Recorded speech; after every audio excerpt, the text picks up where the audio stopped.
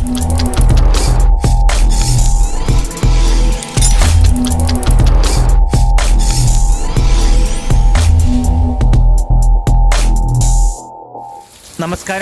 നാട്ടുരാജ്യ ന്യൂസിൻ്റെ ക്ഷേത്രവിശേഷങ്ങളിലേക്ക് സ്വാഗതം. നാട്ടുരാജ്യ ന്യൂസ് ഇന്ന് ക്ഷേത്രവിശേഷങ്ങളുമായി കണ്ണൂർ ജില്ലയിൽ തളിപ്പറമ്പ് തൃച്ചംബരം ക്ഷേത്രത്തിൻ്റെ ചരിത്രവിശേഷങ്ങളാണ്.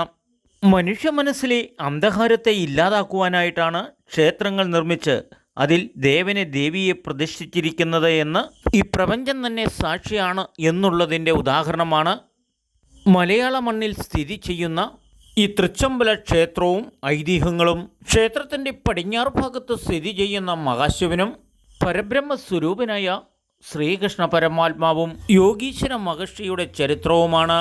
നമസ്കാരം. ഞാനിപ്പോൾ നിൽക്കുന്നത് കണ്ണൂരിൻ്റെ പുണ്യഭൂമിയിൽ തൃച്ചംബലം ശ്രീകൃഷ്ണ ഭഗവാന്റെ തിരുമുറ്റത്താണ്. ഇതിൻ്റെ ചരിത്രം നോക്കിയാൽ യോഗീശ്വരന് പ്രത്യക്ഷനായ വലിയ ശ്രീകൃഷ്ണനെയാണ് ഇവിടെ കാണാൻ യോഗീശ്വരന് സാധിച്ചത്. അതായത് ശ്രീകൃഷ്ണൻ്റെ രൂപം, ശ്രീകൃഷ്ണൻ യുദ്ധം കഴിഞ്ഞ് വന്നിരിക്കുന്ന വലിയ രൂപത്തെയാണ് നമ്മുടെ യോഗീശ്വരന് കാണാൻ സാധിച്ചത്. അങ്ങനെയാണ് ഇതിൻ്റെ ഐതിഹ്യം. പിന്നെ ഒരു സുപ്രഭാതത്തിൽ യോഗീശ്വരൻ ഈ കൃഷ്ണനെ കണ്ടില്ല. അങ്ങനെ യോഗീശ്വരൻ ഈ നാട് മുഴുവനും ദേശം മുഴുവനും അന്വേഷിച്ച് നടന്നപ്പോഴാണ് ഭഗവാൻ തൊടുപുഴയുടെ മണ്ണിൽ ഒരു കുഞ്ഞി ആൽത്തറയിൽ ഇരിക്കുന്നതായിട്ട് പ്രത്യക്ഷപ്പെട്ടത്. അങ്ങനെയാണ് തൊടുപുഴ ക്ഷേത്രത്തിൻ്റെ ഉത്ഭവം ക്ഷേത്രത്തിൻ്റെ ഫ്രണ്ടിലാണ്. ഈ തൃച്ചംബലം ക്ഷേത്രം നമ്മുടെ തൊടുപുഴയായിട്ട് വളരെ അഭേദ്യമായി ബന്ധമുള്ള ഒരു ക്ഷേത്രമാണ്. തൃച്ചംബലത്തിൽ നിന്ന് യോഗീശ്വരൻ കൃഷ്ണനെ അന്വേഷിച്ചെത്തിയ സ്ഥലമാണ് തൊടുപുഴ കൃഷ്ണൻ്റെ ദർശനം കിട്ടി. അങ്ങനെ തൊടുപുഴ ശ്രീകൃഷ്ണ ക്ഷേത്രം ഉണ്ടാകാൻ തന്നെ കാരണം ഈ തൃച്ചംബലമാണ്.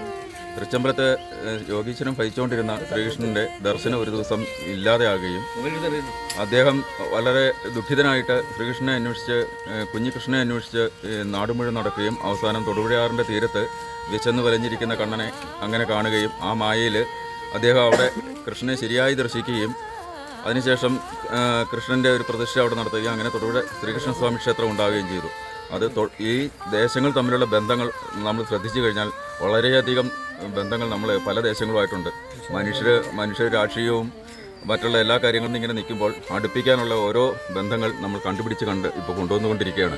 ഈ ഉത്സവമായിട്ടുള്ള ബന്ധങ്ങൾ തൊടുപുഴ അമ്പലത്തിൽ ഒരു ഉത്സവം നടത്തണമെങ്കിൽ തൃച്ചംബലത്ത് വന്ന് വഴിപാട് കഴിച്ചതിന് ശേഷം മാത്രമേ ഉത്സവം മുമ്പോട്ട് പോകാൻ പറ്റുകയുള്ളൂ. അപ്പോൾ ഇങ്ങനെയുള്ള ബന്ധങ്ങളെല്ലാം നമ്മൾ കണ്ടെത്തുമ്പോഴാണ് അറിയുന്നത് മനുഷ്യരും തമ്മിൽ പണ്ടുകാലത്ത് എത്രമാത്രം ബന്ധങ്ങൾ സ്ഥാപിക്കപ്പെട്ടിട്ടുണ്ട് എന്ന്. ഈ ബന്ധങ്ങൾ നിലനിർത്താൻ നമ്മളെക്കൊണ്ട് നമ്മുടെ തലമുറയ്ക്ക് കഴിഞ്ഞിട്ടുണ്ടോ എന്നുള്ളതാണ് നമ്മൾ വീണ്ടും വിചിന്തനം ചെയ്യേണ്ടതായിട്ടുള്ള ഒരു കാര്യം. കേരളത്തിലെ കണ്ണൂർ ജില്ലാ തലസ്ഥാനത്ത് നിന്നും 20 കിലോമീറ്റർ തൃച്ചംബരം തളിപ്പറമ്പ് പട്ടണത്തിൽ കേരളത്തിലെ ഏറ്റവും പഴമയും സാഹിത്യകൃതി സംസ്കാരത്തിന്റെ ഉത്ഭവവുമായി ബന്ധപ്പെട്ട സാക്ഷാൽ പരബ്രഹ്മ സ്വരൂപനായ ശ്രീകൃഷ്ണ പരമാത്മാവാണ് മുഖ്യ ആരാധനമൂർത്തി. പടിഞ്ഞാറ് ഭാഗത്ത് സ്ഥിതി ചെയ്യുന്ന മഹാക്ഷേത്രകുളവും പടിഞ്ഞാറ് ഭാഗത്ത് തന്നെ സ്ഥിതി ചെയ്യുന്ന മഹാശിവന്റെ ശക്തിയും ആരാധനമൂർത്തിയായി ആരാധിക്കപ്പെടുന്നു. ഈ മഹാക്ഷേത്രവും തൊടുപുഴ ശ്രീകൃഷ്ണ സ്വാമി ക്ഷേത്രവുമായി അഭിവാദ്യ ബന്ധമാണ് കിടക്കുന്നത്. കൂടാതെ മലയാള സാഹിത്യ പ്രസ്ഥാനത്തിലെ ആദ്യ കൃതികൾ തൃച്ചംബരേശ്വര സ്തുതി 12ാം നൂറ്റാണ്ടിൽ മലയാളത്തിൽ രചിച്ച കനക കിരീടം ഇവയെ ആസ്പദമാക്കിയാണ് തൃച്ചംബരത്തെ ഉത്സവത്തിന്റെ വർണ്ണനകൾ സൂചിപ്പിക്കുന്നത്. അങ്ങനെ ക്ഷേത്രോത്സവങ്ങളിൽ ഏറ്റവും പഴക്കം ചെന്ന ക്ഷേത്രോത്സവങ്ങളാണ് ഇവിടെ ആദരിക്കപ്പെടുന്നതും നടത്തപ്പെടുന്നതും. ശ്രീ ശമ്പളം മഹർഷി ഭഗവത് വിലാസങ്ങൾ കാണാൻ തപസ്സനുഷ്ഠിച്ച മഹാപുണ്യഭൂമിയാണ് ഇത്. ഈ മഹർഷിയുടെ ചരിത്രമാണ് ഈ ക്ഷേത്രവുമായി ബന്ധപ്പെട്ട് യോഗീശ്വരനും ശ്രീകൃഷ്ണ ഭഗവാനും തമ്മിലുള്ള അഗാധമായ നിഗൂഢതകൾ നിറഞ്ഞ ക്ഷേത്രോത്സവ കഥകൾ.